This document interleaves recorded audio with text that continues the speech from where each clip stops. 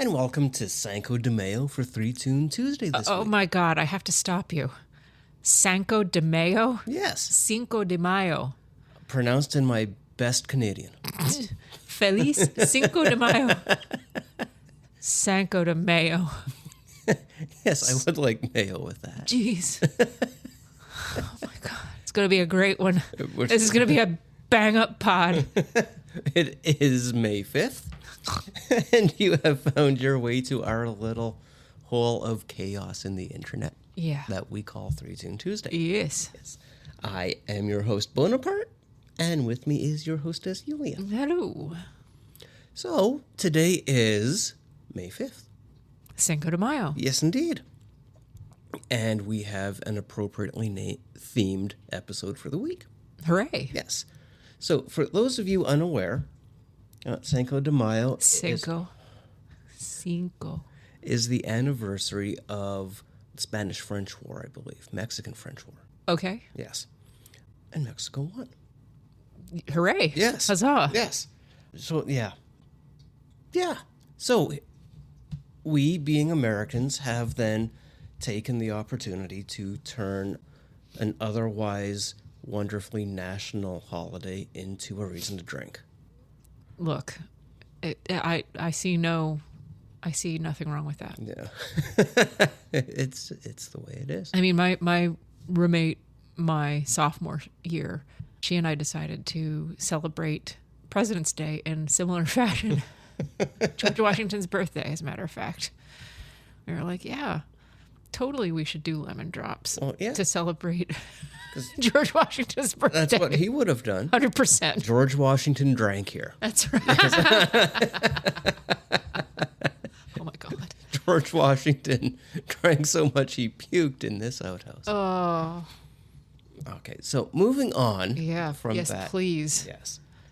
I was actually really happy about looking up this week's episodes, this week's songs. I'm sure there were a plethora. There were. I'm going to use as much Spanish, my limited Spanish. I know like 5 words, and I'm going to use them all. There we go. All that Duolingo's paying us. That's right. So, those 14 of you who've been listening for this year, you know that we like to start the episode off with Today in Music History. Yes.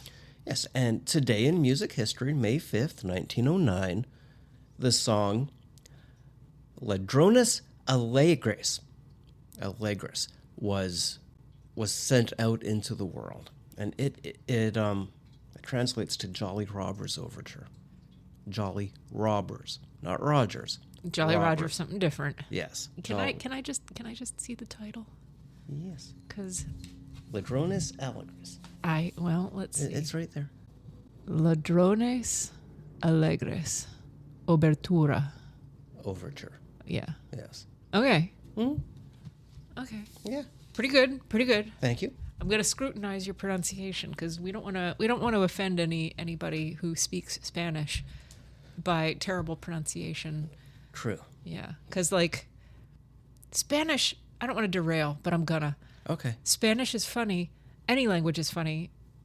If you mispronounce something, you could end up saying something very different. Very true. For example, the difference between años and anos, or año and ano. Ano is anus. Año is year. Well, there you have it. So, we need to be careful. Fair. So, yeah, as is usually the case, I will bastardize the names that we need to pronounce, and Yulia will correct me. For better or for worse. Sorry. Yeah, it's what happens. It's all good. So, the Jolly Robbers Overture is performed by Arthur Pryor's band. Okay. Yeah, 1909. What other notes? It was originally part of an operetta in 2 acts. Okay. And this particular song, it reminds me very much of the 1812 Overture. Oh, okay. And I think you'll really pick up on that as well. Okay. Yeah.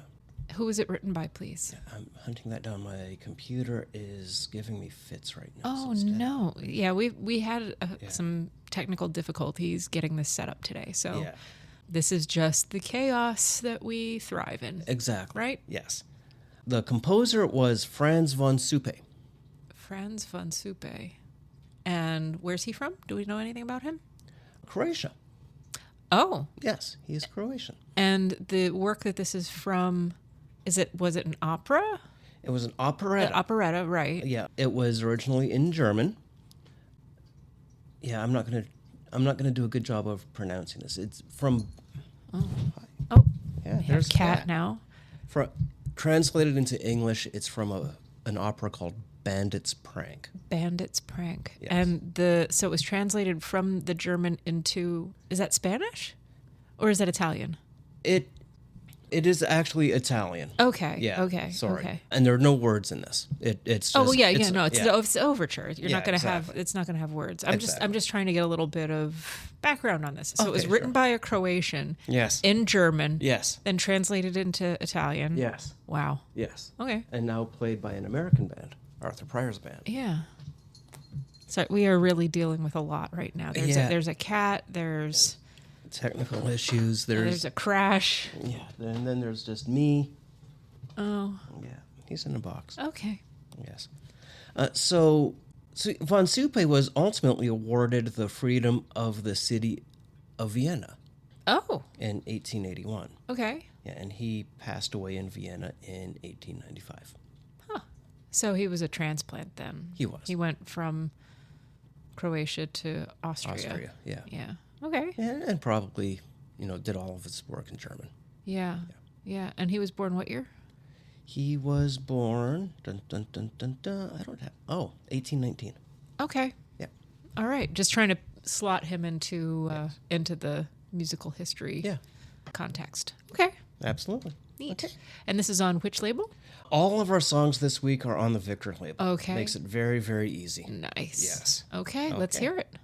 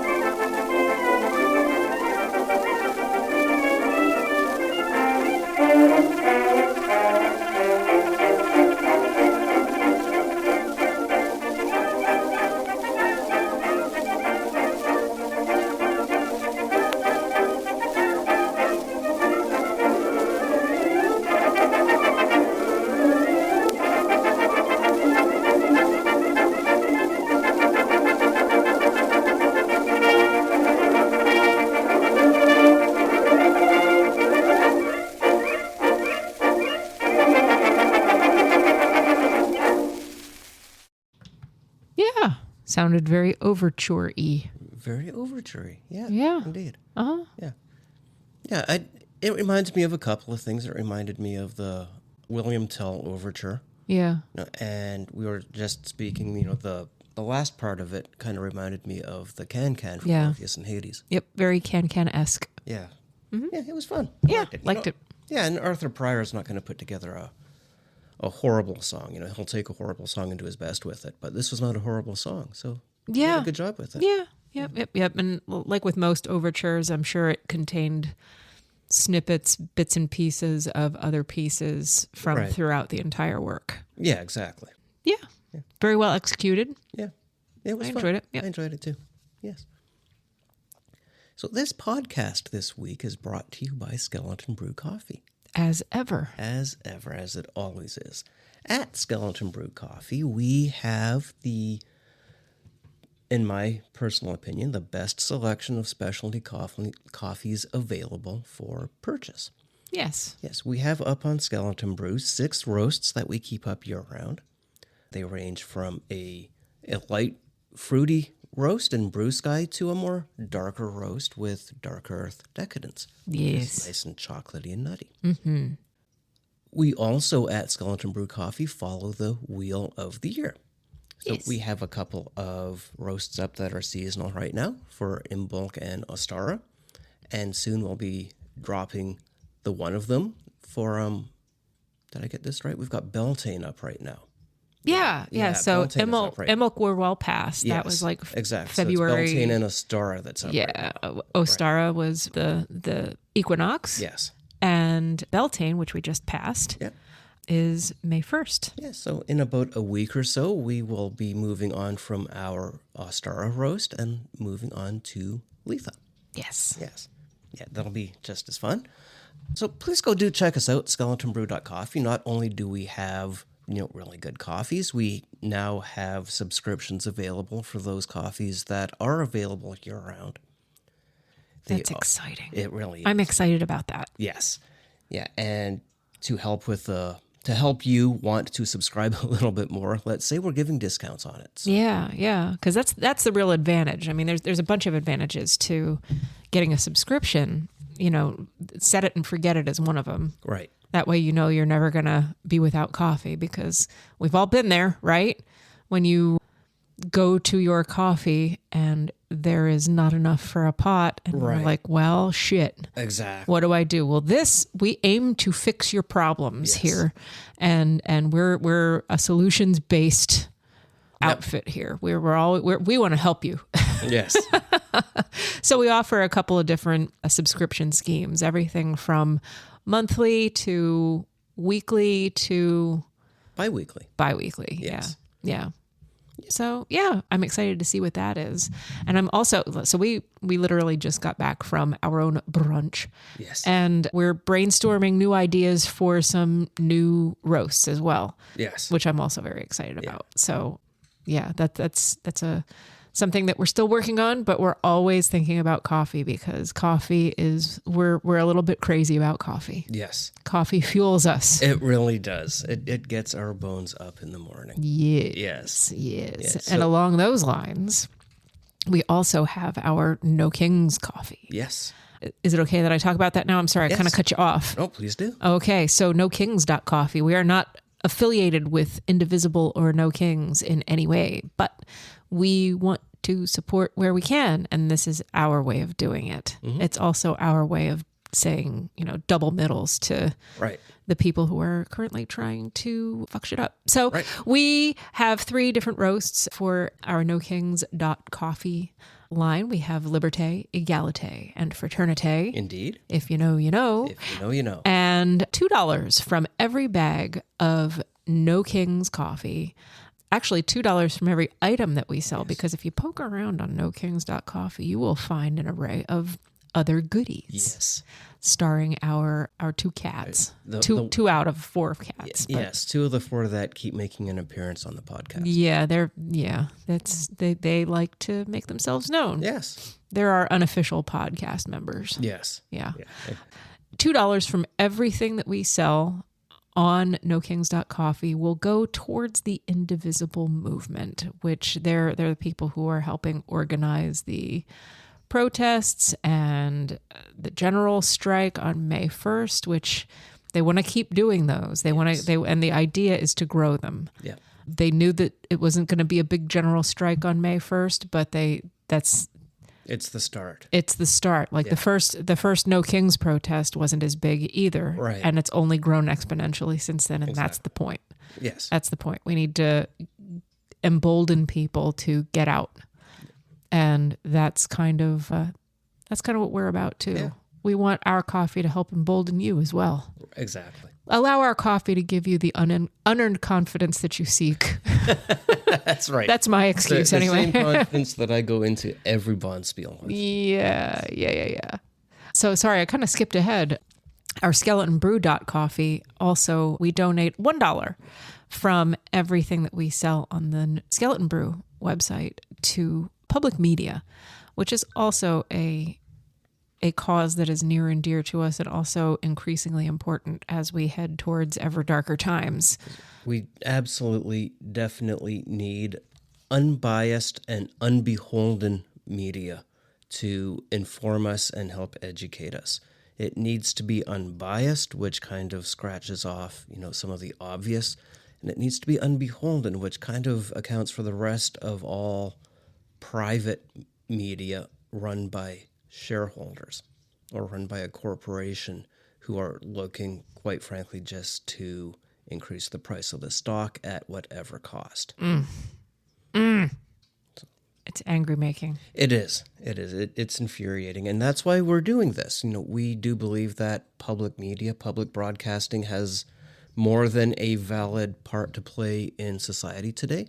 Not only is the news unbiased and straightforward, but they serve markets that are underserved or not served at all. Yeah. By, a lot of private media. For sure. And it's important that now more than ever, it's important that we advocate for people who don't have necessarily the means to advocate for themselves. Right. I heard something great today, and I want to get it tattooed across my forehead. Educate, advocate, agitate. Oh, I like that. I love that. So that's, in our own small way, that's what we're seeking to do here. And sales from our coffee also benefit the pod. That helps keep us afloat. Right. It's one of our sponsors. But along the way, you're helping out a whole bunch of other people too.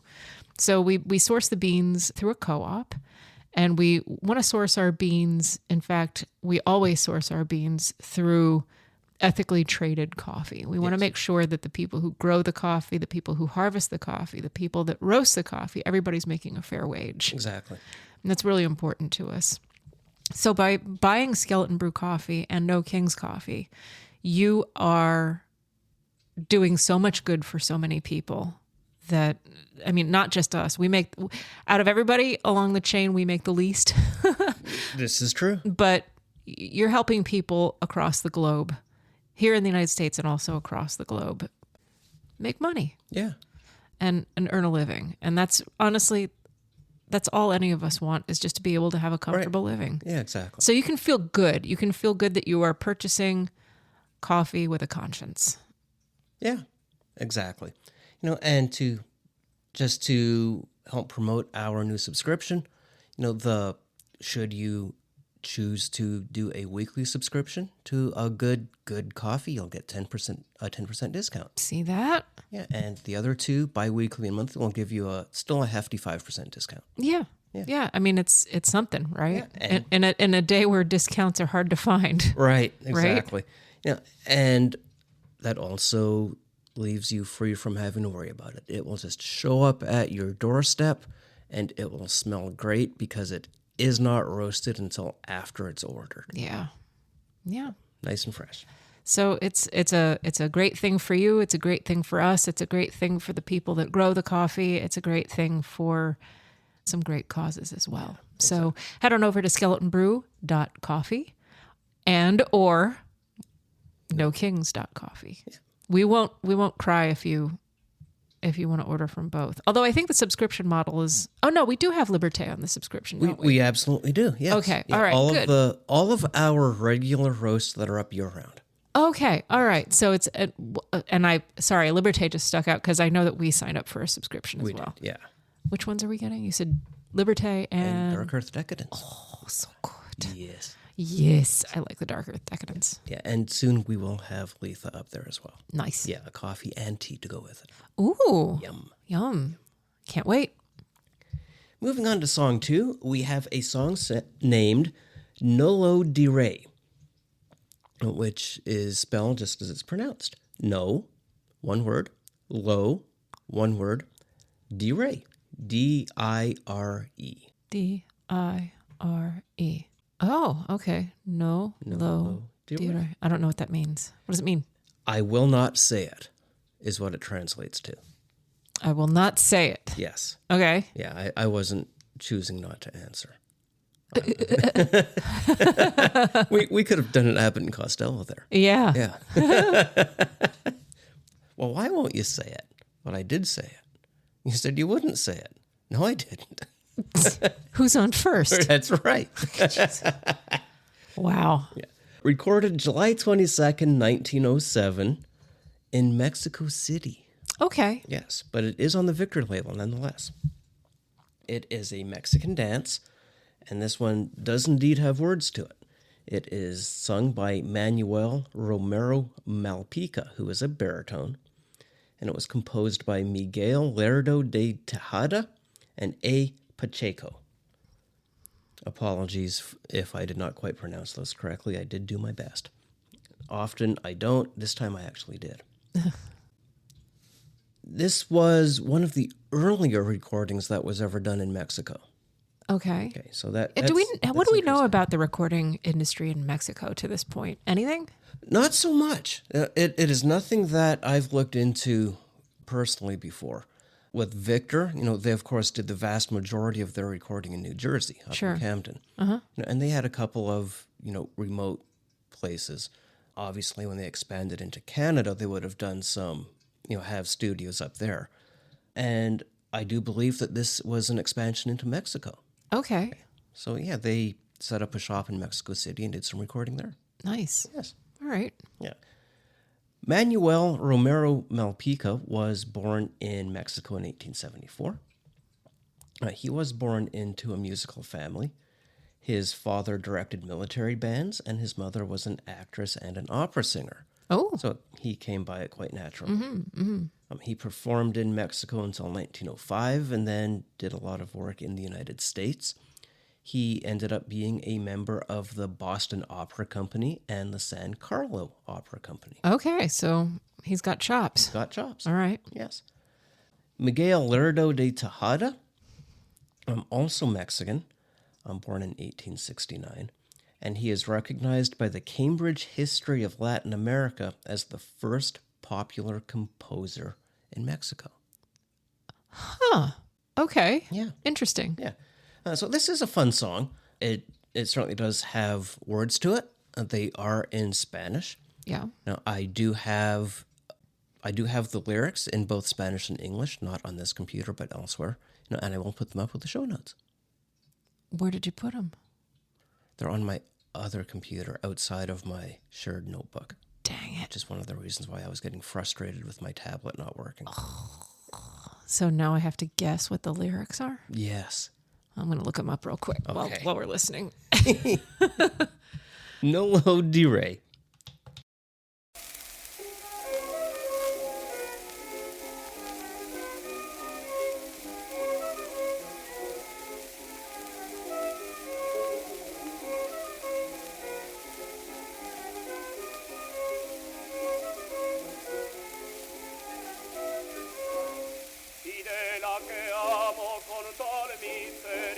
pensáis que el nombre revelaré, sabedlo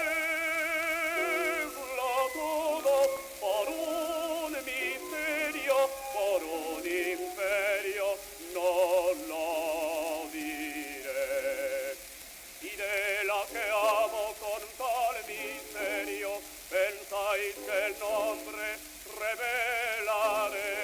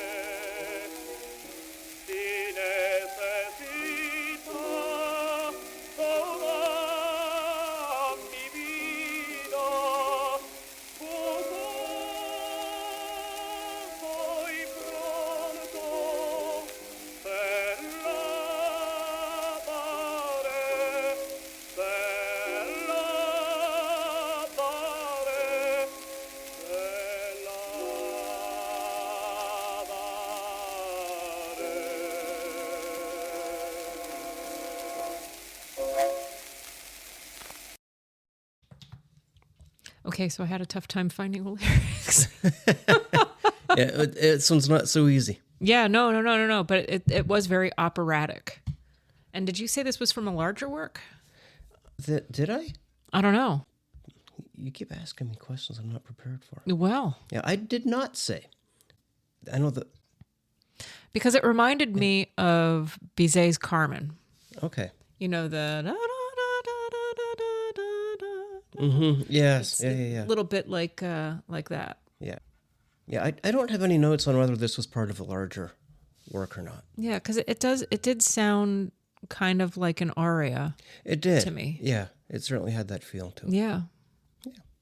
I liked it. Yeah, I did too. You know, these are two songs that I hadn't heard of before, Yeah. and I enjoyed them both Yeah. very much. For sure. Yeah.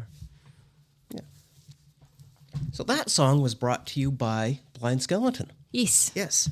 So Blind Skeleton, our online presence, which one can find at blindskeleton.one, that's blindskeleton.one, is the home of 3-Tune Tuesday, as well as some other features that we have in our celebration of vintage entertainment. Yeah. Yes. With vintage entertainment being not just music, but movies and photographs and old-time radio and all that good stuff. Yeah, we like the old stuff. We We do. like vintage entertainment. Almost every week, you can find one or both of us watching something vintage or listening to something vintage, because we understand the role of art and creativity Right. in our country's history. Now, we both love history as well. Are we great at it? Probably not. But we like learning about it. Yeah. And the more we learn, the more you learn about where we came from, the more you can understand about where we are and where we can go from here. Exactly. And art is a part of that. Art tells, there's the facts of history, of course, too, but art tells part of the story, too. Tells us what was important to people, what people were concerned about, what gave people joy, what was important to folks. Yeah, what was on their minds. Yeah, and you can tell by the things that they wrote about and the photographic evidence, Yes. things that people took pictures of, whether they were still photography or moving pictures as well, silent film. There's all manner of ways to explore our past, and that's part of our history, and that's why I like it so much. Yeah, I just personally, I like how down to earth it is. Today's media is very polished. It's prim, it's pristine. You know, movies, I don't want to swath them all with the same broad brush, but popular movies of the day are very heavily reliant upon modern day special effects. CGI. Right. And now increasingly AI, Right. which is that's another topic for another pod. Exactly. Because, Yeah, and there's nothing to say that a good CGI movie is not artistic. I'm not saying that. right. Like, I'm thinking specifically of, like, District 9. Okay. That used a lot of CGI to tell the story, but it wasn't CGI eye candy. Right. It moved the plot along. Right. Like and it was a compelling story. Correct. And that's exactly what I like about, what I call vintage entertainment, is it's almost inevitably a compelling story because it had to be. Oh, yeah. Yeah. The Maltese Falcon, granted, could probably be done today with massive CGI-based gunfights and such, but there's no need for that eye candy for a really compelling story with character development in it. Right, right. Well, and if you even want to go back further than that, so Cecil B. DeMille, Yes. of course, renowned director, Yeah. did the 10 Commandments. Now, we know the 10 Commandments, the one that most people are familiar with is Charlton Heston. Right. And Cast of Thousands. Yvonne DiCarlo, I think, is in it. Yeah. And a bunch of... Yvonne DiCarlo? No. Charlton Heston's where my memory's stuck. Well, sure. Yeah. Everyone knows. A lot of people. Edward G. Robinson. Yeah, that's right. Yeah.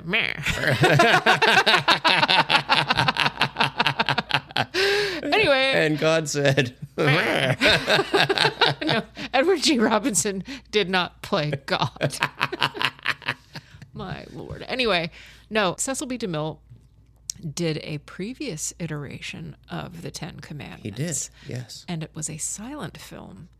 And interestingly, so there's a scene in the Ten Commandments, of course, with a very dramatic parting of the Red Sea, so the Israelites can cross the Red Sea and get away from the Egyptians. He used the same special effects technology in the 1950 whatever version of the Ten Commandments as he used in the silent film version. That's amazing. Exact same technique. And you know, we look at it today and is it as impressive as something that we would be able to do with CGI? Probably not. But it still works. Well, it's still really good. That's exactly it. It's they used what they had and they designed what they needed. You know, they had the tools that they had and how do we do this? And they found a way. Yeah, they sure did. And they told this compelling story. And at the same time, they probably, I know they wowed audiences in the 50s with this.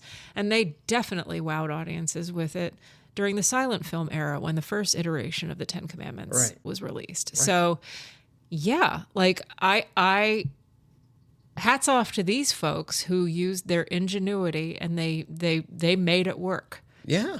Like I'm thinking too of Oscar Michaud, who did Within Our Gates. Right. And that was a guy who was compelled, you know, a black director who was compelled by the films that he saw. And he was like, you know what? I don't know exactly how they did this, but I'm going to figure it out. And that's what a lot of these early filmmakers did. They figured it out. And they figured out how to do the techniques on screen, the special effects, the illusions, to create what they were trying to create these ways to tell these stories in a meaningful way that captured people's imagination and attention. Yes, and that is really respectable. Well, it is. And that's. Yeah, I'm right there with you. Yeah. It's one of the things that compels me to also watch. And Alfred Hitchcock, too. His first movie was a silent. Yeah. A lot of people don't know that. Right. But we watched it. What's it? The Stranger, right? Yeah. Yeah, we watched it. And even back then, that dude was messing with lighting.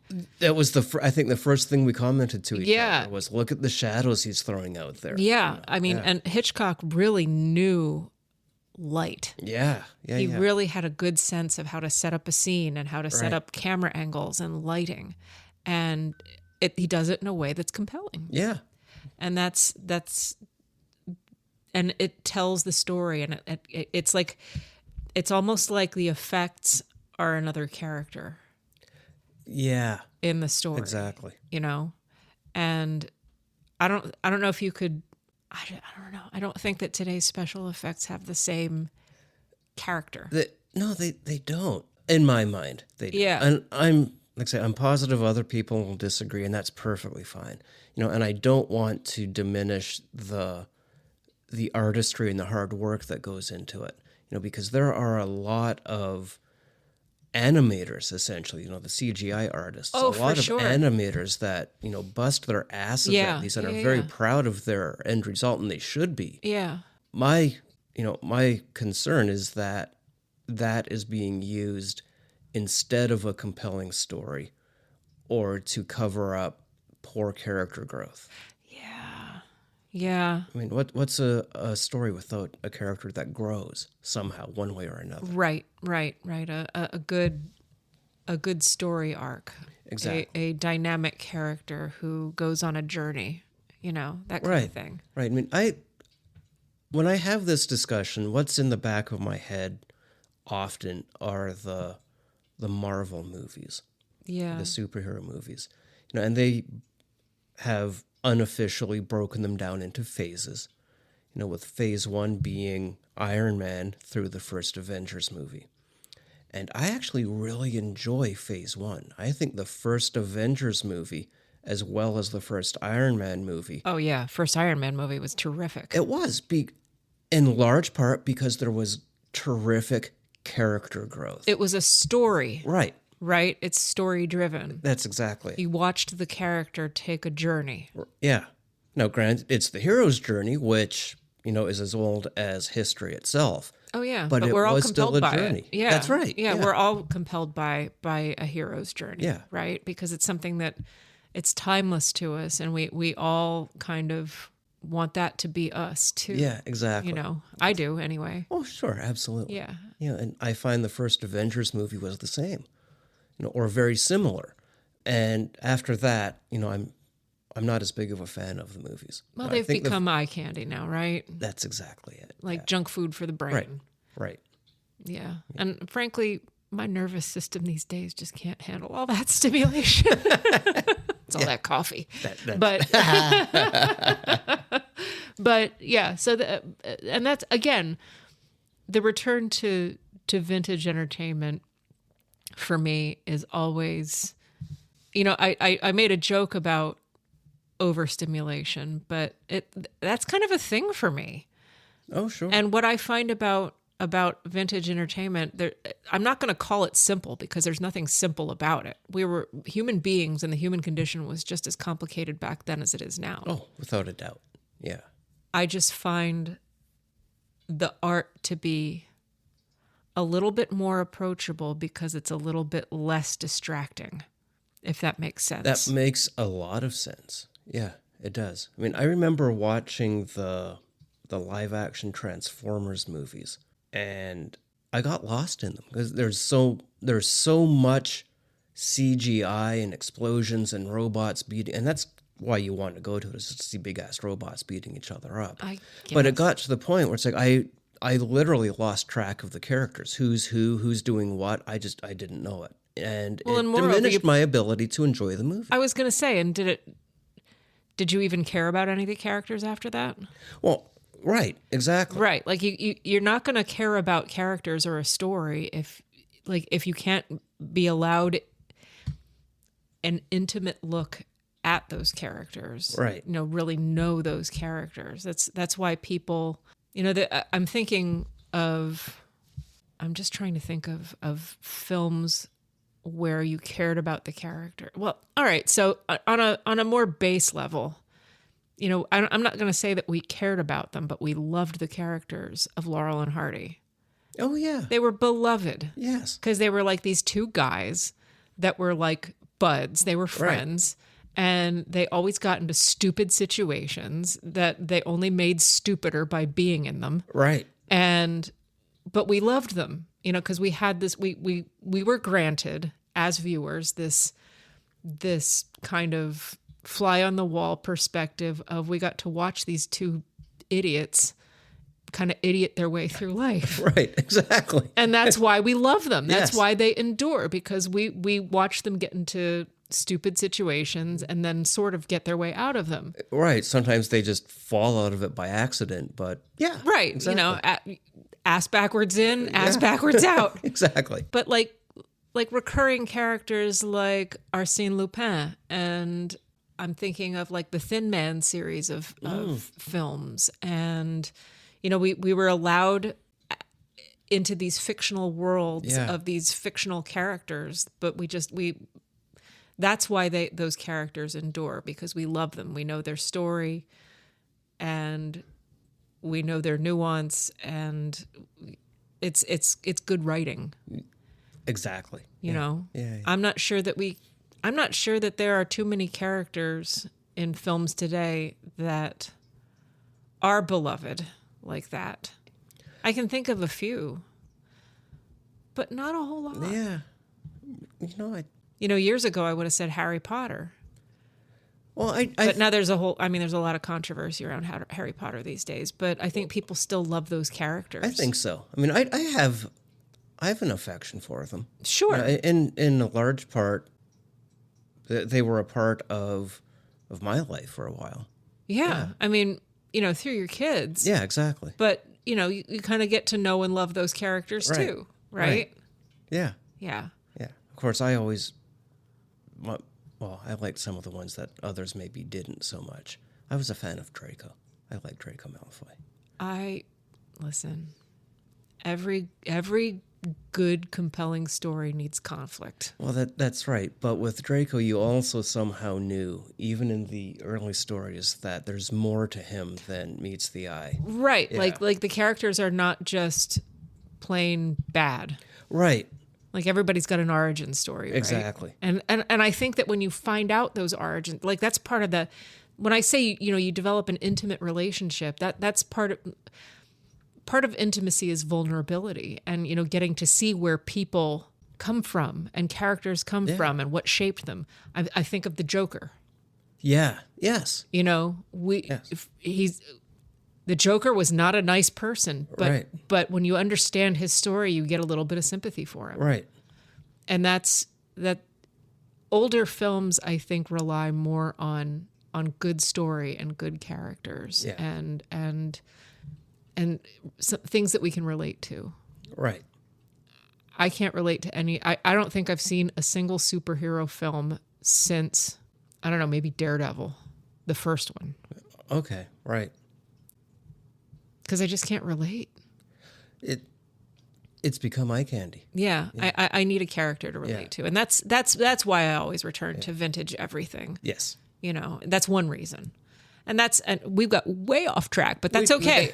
Listen, we could talk a blue streak about this, but that's what we do at blindskeleton.one. We love vintage entertainment so much because of the historical context, because of the entertainment value. And we want to share that. And we would love to have those discussions with you guys as well. To that end, we have all of our socials, all of our contact information, all that stuff is on the website. And we really would love to have you reach out. Yes, definitely. And talk Please to do. us. Yeah, because we talk to each other all the time. We might like to talk to you too. Maybe. Yeah. So please feel free to get in touch with us. Our email addresses are there. You can reach out to us on Blue Sky. There's a web form that you can fill out. And we also have a telephone number. We do. You can give us a call. We won't pick up. So don't worry. You won't actually have to talk to an actual human being, at least not initially. Yeah, just call and vent. Yeah. Leave us a message. Yeah. 302 609 1925. Yep. Yeah. Give us a call, leave us a message. If you want to be on the show, if there's an area of expertise that you have that you would like to share with us, that would be amazing. But even if you just want to BS with us, that's fine too. Yeah. We're obviously, BS is something we're good at. Yes, indeed. We have to rein it in sometimes. Yeah. Sometimes we should rein it in more often. Maybe. Okay, so moving on. That said, let's move on to our third and final song of the day. Bueno. Oh, yes. Viva Mexico. All right. Yes. Yeah, we know what that means. Yes. Also, interestingly, recorded in 1907.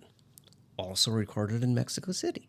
Okay, so Yes. Victor probably had a studio there. I believe they were just opening it at this Yeah. time. Yeah. Okay. Yeah. And, what better way, to dive into it than, of course, they should record Mexican music. Yeah. Yeah. Of course, the English title is Long Live Mexico. See. Oui. We. Sorry, wrong language. We're studying a lot of languages on Duolingo. We are. They're not a sponsor, but we love them. Yes. So the performer is the Police Band of Mexico City. The Police Band of Mexico City. Yes. Banda de Policia de Mexico. Sorry. Police Band of Mexico City. That's fascinating. Yes. And you know what? Company bands were a thing. Yes. Oh, hi, Omar. Yeah. Company bands were a thing.